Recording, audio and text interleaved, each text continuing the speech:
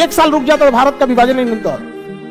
जिन्ना को फेफड़ा में कैंसर हो गया और ये बात अंग्रेजों को पता था, जिन्ना को नहीं दिया था। जिन्ना को आखिरी सांस में जिस एम्बुलेंस में ले जाया गया था उस एम्बुलेंस का पेट्रोल खत्म था।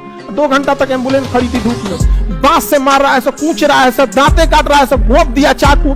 भारत वालों के पास हत्या करने वाला चाकू नहीं, सब्जी काटने वाला चाकू, मारा अंदर मुड़ गया। इसे मुड़ गई रे रुक। हमारे यहाँ सांप मर जाता है तो 10 मिनट तक आंख पूछता है, फोटो खींचेगा मारे यहाँ।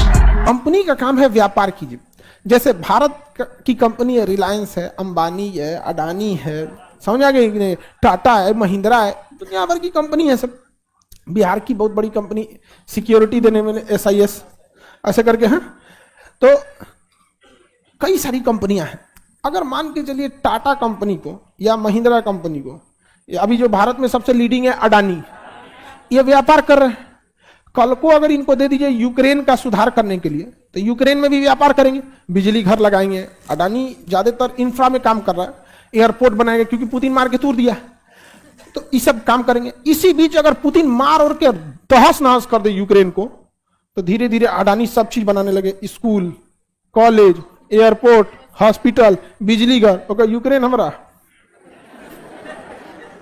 यूक्रेन हमारा। अब बताइए क्या वो यूक्रेन में अच्छा सा शासन कर पाएगा? नहीं। यही हुआ था भारत के साथ। ब्रिटिश ईस्ट इंडिया कंपनी एक कंपनी थी, जिस तरह से एक टाटा कंपनी है, रिलायंस कंपनी, वो भारत में आई थी व्यापार करने के लिए। वो सबसे पहले मसालों का व्यापार की, चाय का व्यापार की, गन्ना का व्यापार की, कपास का व्यापार की, कोयला का व्यापार की, लौह एल्युमिनियम इत्यादि के व्यापार की। करते करते करते करते वहां से सपोर्ट लेना पड़ा, क्योंकि ये ईस्ट इंडिया कंपनी वाले ब्रिटेन के राजा को कहते थे कि महाराज यहाँ 2 आपस में लड़ गया है, सब मराठा एगो का नाम है, एगो का नाम है निजाम, हम लोग का व्यापार चौपट हो रहा है, आप कुछ मदद कीजिए ताकि हम इन लोगों का सेटलमेंट कर सके। तो वहां से इंग्लैंड से कुछ सेना आती थी, बस इसलिए ताकि हमारी ब्रिटिश ईस्ट इंडिया कंपनी जो ब्रिटेन की थी उसको लॉजिस्टिक और सपोर्ट दिया जा सके। और इसी सपोर्ट के नाते धीरे धीरे धीरे भारत की स्थिति इतनी कमजोर थी कि कब्जा करते गया, हर जगह कुछ ना कुछ होता ही है। कहीं कभी महिलाओं के साथ अंग्रेज खड़े होते थे, तुम्हारे अधिकार के लिए लड़ेंगे, कभी दलितों के साथ खड़े हो जाते थे, तुम्हारे लिए हम लड़ेंगे। इसलिए कभी भी इसको नेशनल मुद्दा ही बनने नहीं दिया। हमेशा अंग्रेज देखिएगा 2 की लड़ाई में जज की भूमिका में रहते। मुस्लिम लीग के साथ खड़ा हो गया सब, अंग्रेज मुस्लिम लीग के साथ खुल के खड़ा था।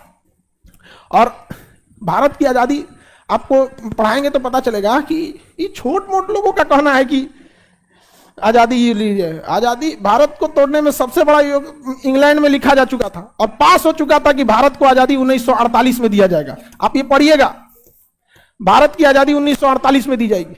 और ये इंग्लैंड से पास था।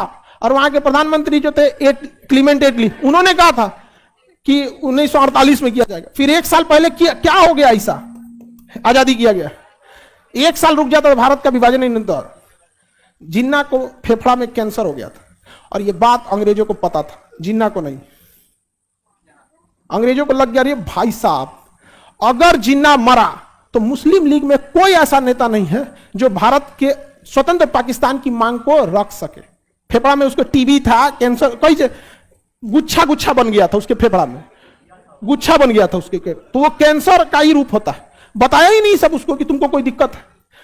जिन्ना के साथ अंग्रेजों को लग गया था कि ससुरा ये जिन्ना मर गया ना तो कोई इंसान पाकिस्तान को नहीं बना सकता। ये खुद जिन्ना का स्टेटमेंट था। जब पाकिस्तान बना ना तो मीडिया ने कहा कि मुबारक हो, मुस्लिम लीग के संयुक्त प्रयास से पाकिस्तान का निर्माण हुआ। तो जिन्ना ने कहा मेरे प्रयास से हुआ। मुस्लिम लीग में जिन्ना के बाद नेता बताइए ना, कोई नहीं थे सब यहां पे। जिन्ना का हाल, जिन्ना जब अंग्रेजों ने जिन्ना को छोड़ दिया था, जिन्ना को आखिरी सांस में जिस एम्बुलेंस में ले जाया गया था उस एम्बुलेंस का पेट्रोल खत्म था। 2 घंटा तक एम्बुलेंस खड़ी थी धूप में। सोच सकते हैं किसी देश का निर्माता का जिस गाड़ी में पेट्रोल, उस गाड़ी में पेट्रोल नहीं है और पेट्रोल खत्म भी हो गया तो तुरंत लाओ ना भाई। 2 घंटा तक धूप में खड़े थे। मरने के जिस दिन मरे थे ना उस दिन जाम में इनकी गाड़ी फंसी थी 2 घंटा तक। आप उन पाकिस्तान से कहते हैं कि हम लोग के लिए अच्छा करेगा सर, जिस कायदे आजम ने उनका देश बनाया। हालांकि दोनों के साथ भुगतना पड़ा। पाकिस्तान में जिन्ना का हाल होता है, भारत में गांधी को मार दिया, गोट से मार दिया यहां पे। तो आप देखिए कि आखिर ये क्यों हुआ था। इसे कुछ ना कुछ तो था कि नहीं था। अंग्रेज ने बताया ही नहीं। खुद जिन्ना को अगर पता चल जाता ना, ये जिन्ना मरा था तो उसका वजन 40 किलो था। कितनी भयानक स्थिति में हुआ होगा, 40 किलो का हो गया था। तो British east India company Bharat का शासन क्या कर ली, अपने हाथ में ले ली। और जब अपने हाथ में शासन ली तो उस समय ब्रिटिश ईस्ट इंडिया कंपनी बहुत ज्यादा अत्याचार करना चालू किया, जिस वजह से भारत के लोग विवाद ब्रिटिश ईस्ट इंडिया कंपनी के खिलाफ हो गए। कभी केरल से खिलाफ होते थे तो फोन करता था इंग्लैंड में, राजा साहब सेना भेजिए, देखिए वो केरल वाला हमको मार रहा है, यहाँ पे व्यापार चौपट हो जाएगा, चौपट होगा, आपको टैक्स कहां से देंगे हम यहाँ।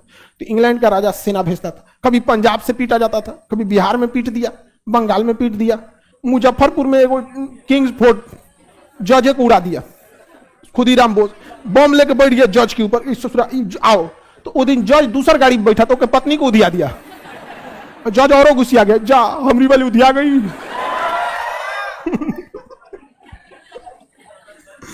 और बड़ी कुछ था खुदीराम बोस, जज को देखा, जज तुम बच कैसे गया रे, तुम्हारी गाड़ी पे तो बम मारे थे। कहा कि मैं हमारी बेटी या पत्नी उधिया गई तुम्हें।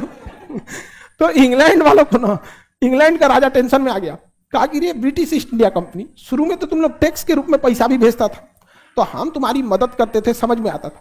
अभी तुम लोग पैसा कम भेज रहा है, सैनिक हमें ज्यादा भेजना पड़ रहा है, कर क्या रहा है तुम लोग। कहा कि ना सारा चीज गड़बड़ नहीं हुआ है, ठीक हो जाएगा, कभी कभी होता है, हम लोग विस्तार कर रहे हैं कंपनी का, कोई दिक्कत नहीं होगा। यहाँ पर राजा इंग्लैंड में बैठा, उसको लगा कि हो सकता है कुछ हो गया यहाँ पे। इसी बीच हो गया 1857 की क्रांति। इतना बढ़िया से हुमच पिटाया था सब अंग्रेज ना, जिसका कोई हद नहीं। अंग्रेजों को जबरदस्त मारा गया था। और वहां से तब राजा ने क्या भेजा, अपना सिपाही। उस सिपाही एकदम गोर गोर, व्हाट हैपेंड, कहा कोई बात नहीं, कौन बैठिए यहाँ पे। गांव का आदमी बैठा के मार, कचर कचर मारा था। अब भारत वालों के पास उस समय बंदूक था नहीं, एक आदमी का मारते मारते 1 घंटा में जान निकलता था। सब बांस से मार रहा है, सब कूच रहा है, सब दांते काट रहा है, सब घोप दिया चाकू।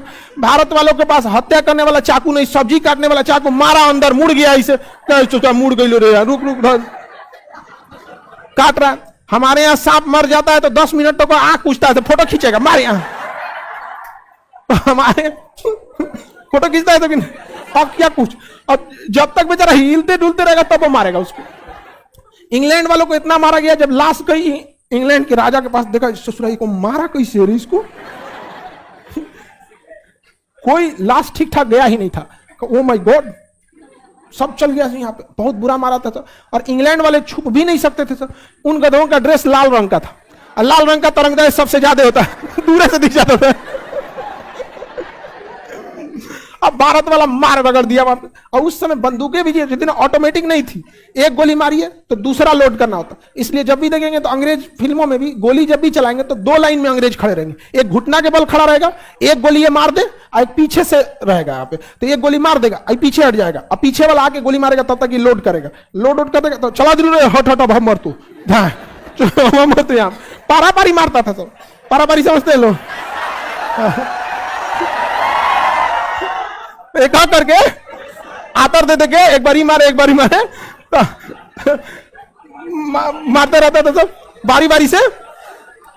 तो अंग्रेज सबको 1857 की क्रांति में खूब कुचाया, इतना कुचाया ना, अंग्रेजों ने कहा कि भट ससुरा तूने ब्रिटिश ईस्ट इंडिया कंपनी यहाँ पे जितना के बाबू ना उतना के झुंझुना यहाँ पे ले लिया।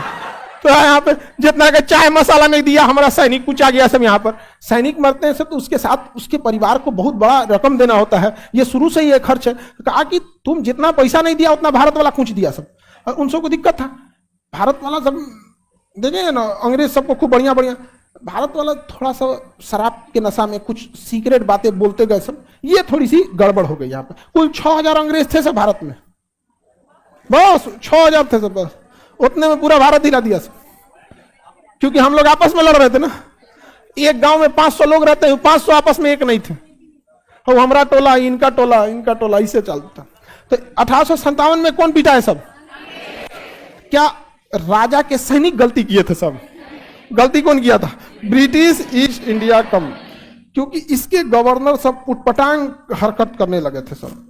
तो राजा गुस्सा गया, कहा कि ब्रिटिश ईस्ट इंडिया कंपनी खत्म, ईस्ट इंडिया कंपनी खत्म, भारत पर शासन होगा राजा का। किसका शासन होगा? क्राउन कहते हैं, किसे? क्राउन। राज सिंहासन को क्या कहते हैं? क्राउन। तो 1857 में ये ब्रिटिश ईस्ट इंडिया कंपनी से लेके किसे दे दिया गया? राजा।